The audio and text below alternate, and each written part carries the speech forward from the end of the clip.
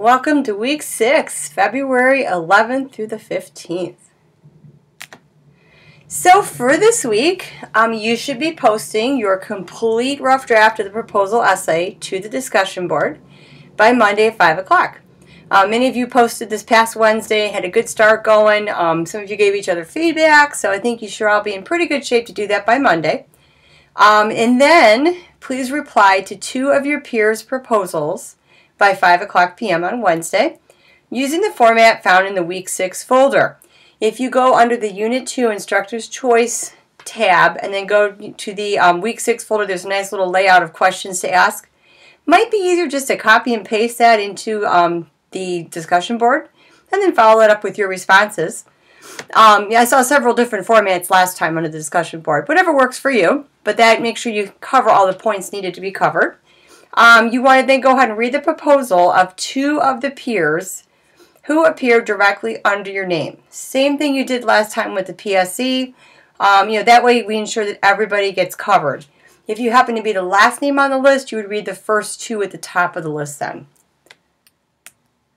The format for the argument essay, you want to, I know there's some questions about this as you were going through this week with emails, so I just want to kind of cover that.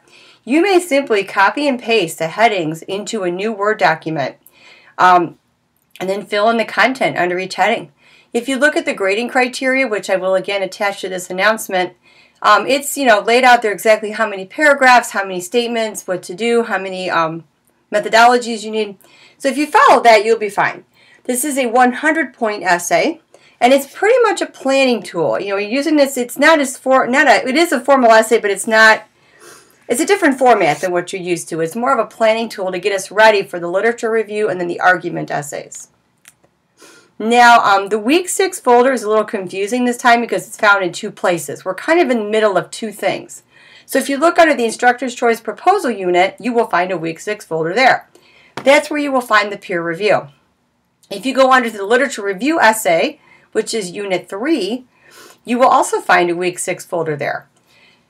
So in that other folder, you're going to find some information about the literature review essay. So looking ahead to next week, for those that, kind of like to do that, if you do by next Wednesday, which would be February 20th, you need to have a summary paragraph for each of your 5 sources. You should have selected your 5 sources for the proposal. So read through those 5 sources, and what you're going to do is write a 1-paragraph summary by next Wednesday. You have a full week to do this.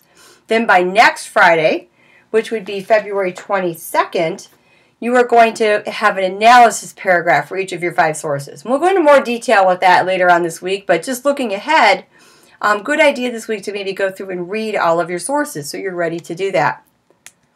There's no journal this week. Whenever we have a major paper, there is no journal. But, as always, if you have questions, please send me an email. Do not hesitate to ask, but you will not have a formal journal to do. The proposal essay then is due Friday the 15th to the assignment tab labeled Unit 2 Instructor's Choice Proposal. Just the same way you submitted to the diagnostic essay, same way you submitted the PSE, you're going to go to that assignment tab. It is due by 5 o'clock p.m. on the 15th. Now, primary source essay revisions. I have sent all of those back. I heard back from several of you that are planning to do revisions, which is great. They are due no later than 5 o'clock p.m. on Wednesday, February 13th. And these you're going to send to me through an email because they're revisions. All of you have a T-chart on your rubric that gives you specific feedback for your essay. The very minimum, you should at least address the issues on the T-chart to receive a new grade for your revisions. And then make sure you color code your changes. If you make changes to the thesis, please do those in blue or highlight, underline them is fine. Anything with development of topic or support in yellow. And again, these are changes so I can see what's different about your paper. Any documentation change should be done in orange. And any change to organization like topic sentences, transitions should be done in pink. That way I can make sure I see quickly where you've made those changes, comparing it to the original, so I can give you a revised grade. So that is due by Wednesday, no later.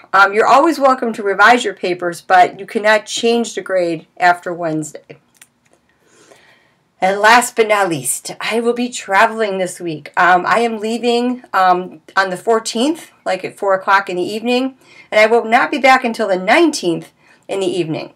I will have my cell phone with me, and I will do my best to answer emails and questions that you might have. If you have a question for me and I don't get back to you quickly enough, there might be a delay. Dr. Lansendorfer has agreed to be a contact person for me, and I've included her email address there in her extension and her office location. So she knows I'm traveling, and if you need to reach me, and like I said, you cannot reach me for whatever reason, I will have my laptop with me, but very limited access. I'm traveling with my kids. They're going with their marching band to Universal Studios in Florida. So I will be a chaperone on this trip, and I will be with my kids. But like I said, I will check in, but don't plan on me getting back to you as quickly as I normally do. So if you've got a question, it's kind of urgent, Dr. Lansendorfer is available. And there's her contact information. So have a good week. I hope you enjoy President's Day weekend and Valentine's Day and all that good stuff this weekend coming up. And as always, if you have questions, please send me an email. And I will be posting next week's weekly summary a little bit earlier than normal because I want to make sure I post it before I leave for my trip. So you'll have that information early too. As always, though, have a good week.